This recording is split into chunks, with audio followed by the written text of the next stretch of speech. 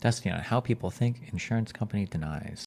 He's missing the point that the policy, these contradictions are set by the top and they are meant to be as exclusionary as possible. It says how? What does that mean? An insurance policy covers some things and doesn't cover other things. It's meant to be as inclusionary as what it covers and as exclusionary as things outside of it. Isn't that the point of any kind of policy? What gets me is the stories of people's doctors prescribing a treatment, equipment, etc., and the insurance company denying because they don't deem it necessary. Why the stories though? Why not just like have some numbers or data? We just don't. I understand why. We never will. It's all good. Shouldn't the doctor be the one deciding what is medically necessary instead of the middleman who is incentivized to deny treatment? Oh, so today it's the doctor who knows everything that's medically necessary, but 2 weeks ago it was doctors get kickbacks from pharmaceuticals, so they just prescribe drugs that we don't even need because they're getting rich off of it. And then a couple of years ago, it was doctors are upcoding everybody to COVID so that they get bigger kickbacks from the government. And then whatever. Okay. And yes, it won't be the CEO walking around making these decisions on a case-by-case basis, but he certainly contributes to the overall decisions that make everything under the sun not necessary and therefore not covered. Like, do you guys just think that insurance companies just don't cover anything? Or what's your take on United Health using AI to auto-deny claims? Anything involving uses AI is fucking retard speak for doesn't have a manual review on every single part of the process. Believe it or not, guys, before AI was a thing, there was probably some other type of algorithm or a computer system or something that was looking at things and approving or denying. It's not like, Jesus, like AI has been like, it's like the new fucking scapegoat for everything. Like, ugh. They've probably been using like formulas and algorithms and shit since insurance literally began existing. The reality is that there are some legit claims that get denied. They're not the majority, but when it happens, it's a big story and frustrates doctors. Yeah, I'm sure there are legit claims that get denied. I'm sure there are also bullshit claims that get through. But the problem is because people have like a view on these things as being like ontologically good or evil. Like every single claim is like a morally good thing and every single denial is a morally bad thing. And people can't even conceptualize that it could be that some people put in a bad claim for some reason, or that, yeah, but it's whatever. The analysis shown here is disappointing/shallow. Bear in mind, I do not support vigilante justice. Potential problems with the CEO are that one, he can set/reinforce a negative culture in the company where employees feel strongly pressured to hit the targets. I'm sorry, proof? Is there evidence that there are targets for denials? My analysis is shallow. I'm sure he's going to link a bunch of sources in here, right? He can introduce some projects, i.e. like some bullshit AI procedural denial thing, for example, that are morally iffy. What's morally iffy? Like what's the morally iffy part? Is it denial for some reason that's not good? Or like, see, like here, and this is the thing. The investigation revealed that in 2019, UHC's prior authorization denial rate was 8%. It became CEO in 2021, and by 2022, the rate of denial increased to 22%. This is COVID time. Every single thing in healthcare and the economy and the labor markets, everything is going to be crazy during these years. How are we using these years as like representation for... Destiny, what's the solve for profit motive driven doctors, pharma, and insurance all weighing in on what treatment we should or should not get? Across the board, it seems like an issue. There's nothing wrong with people following a profit motive. You need the government to make sure that following a profit motive isn't like leading to bad outcomes or things that we don't want. That company was at the tippy top of denials though. I don't even know if that's true. I saw the one lay epic Reddit post and that was it, but...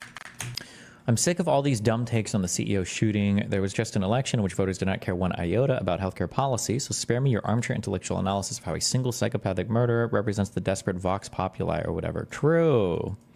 What the killing shows is that a lot of young people on the internet have no moral compass at all and will routinely make false heroes out of murderers because they swim in a deranged populist subculture, performative edginess, and psychosexual political extremist roleplay. TikTok brain rot children have made heroes out of the Unabomber, Osama bin Laden, and other psychos because they're dumb and ignorant. I'm sick of older people not calling out dumb, ignorant children and instead intellectualizing their stupidity so they pretend to be young. True. Holy fucking... Okay, I'm so sorry. I'm just gonna do 90-day bans. I'm close to perma-banning because these comments like are so stupid that I almost just don't even want people in my community that are saying stuff this dumb, or at least think for like 2 seconds.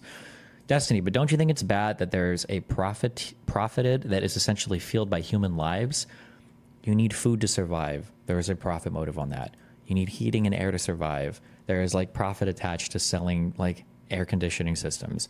You need clothes to survive. There is profit attached to clothing. Just because profit is attached to something doesn't mean that it's bad. Just because something is necessary for life doesn't mean somebody can't profit off of it. These two things are completely and totally disconnected from each other, okay? How would you feel about every American being required to purchase a major medical liability policy similar to car insurance? Yeah, I think we should have all had to. It was part of the ACA and Trump got rid of it. But Americans don't really give a fuck about that. They all voted for Trump, so who cares? So I think, like JJ says, this is a good point too. Yeah, nobody voted for. You guys don't care about healthcare, because if you did, you would have voted for. You would have voted for Kamala. Would you find it concerning if 97% of denials were overturned? It depends on what the denial is caused by, and it depends on what the overturning process looks like.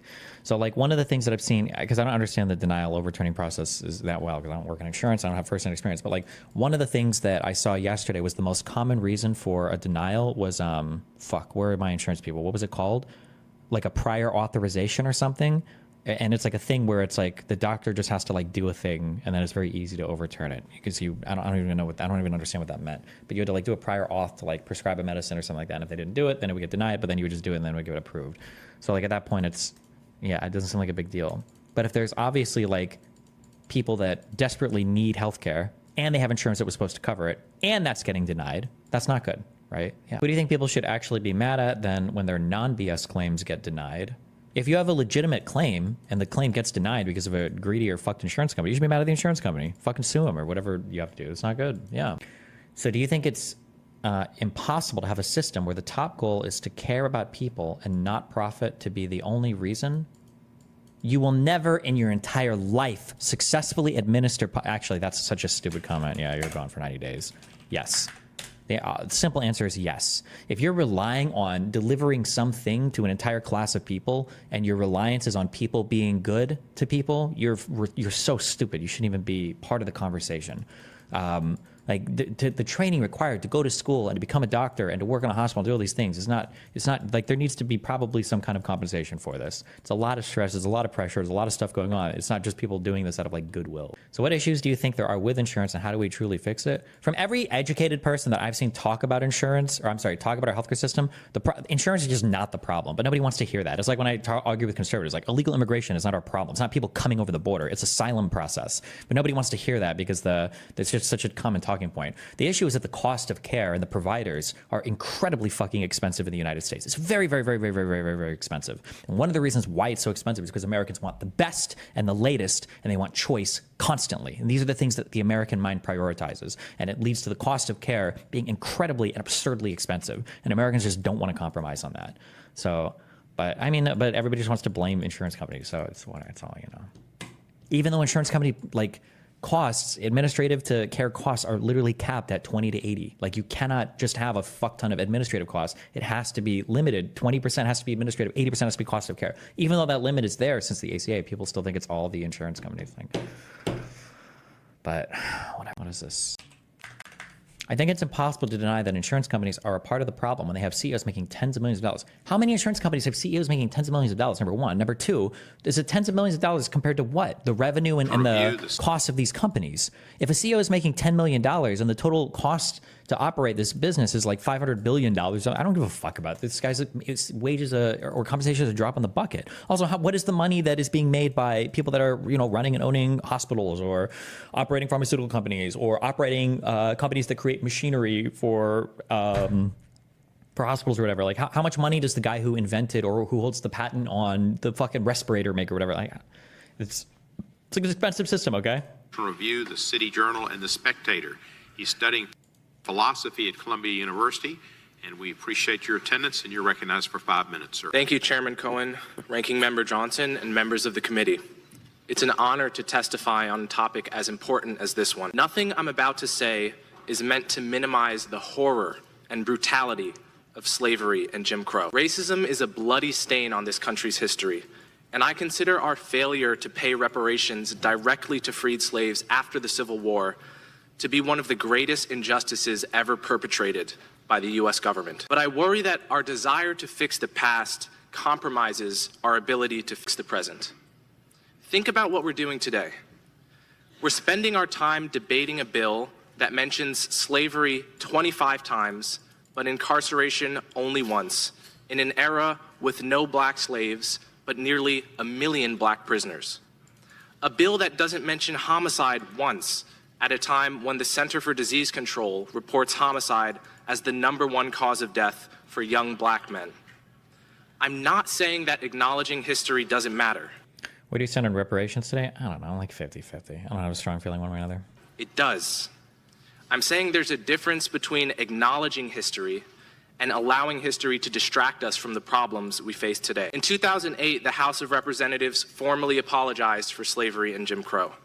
In 2009, the Senate did the same. Black people don't need another apology. We need safer neighborhoods and better schools. We need a less punitive criminal justice system. We need affordable health care. And none of these things can be achieved through reparations for slavery. You mentioned this already, but what would be the concession for cheaper healthcare at the cost of having the best medicine?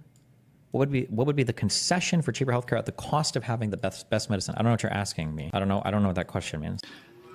Nearly everyone close to me told me not to testify today. They told me that even though I've only ever voted for Democrats, I'd be perceived as a Republican and therefore hated by half the country. Others told me that by distancing myself from Republicans, I would end up angering the other half of the country. And the sad truth is that they were both right. That's how suspicious we've become of one another. That's how divided we are as a nation. Asking about what we'd have to pay to get cheaper medicine, but also keep the quality of medicine. What would you have to pay to get cheaper medicine? I don't understand. Oh, like what do you mean? What would you have to give to keep the same level of drugs that we use at the same cost? I don't think you could do that. I don't think that's possible. Like, how could you get a 40/90 but pay half the price for it? I don't know. I don't know how to answer that question. If you're talking about like overall costs or whatever,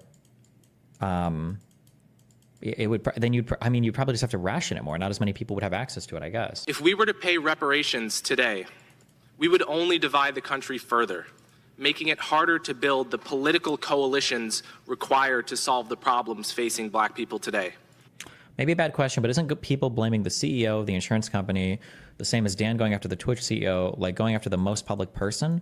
Well, arguably the CEO of Twitch has done something bad because he's in charge of content that's shown on Twitch and he's in charge of communicating that content, and the hosting of like blatantly anti-Semitic, insane fucking people is something that the CEO seems to approve of. I don't think anybody's even pointed to the health insurance company, like the bad thing that's been done that the CEO has even had a hand in. I don't think that's been even demonstrated.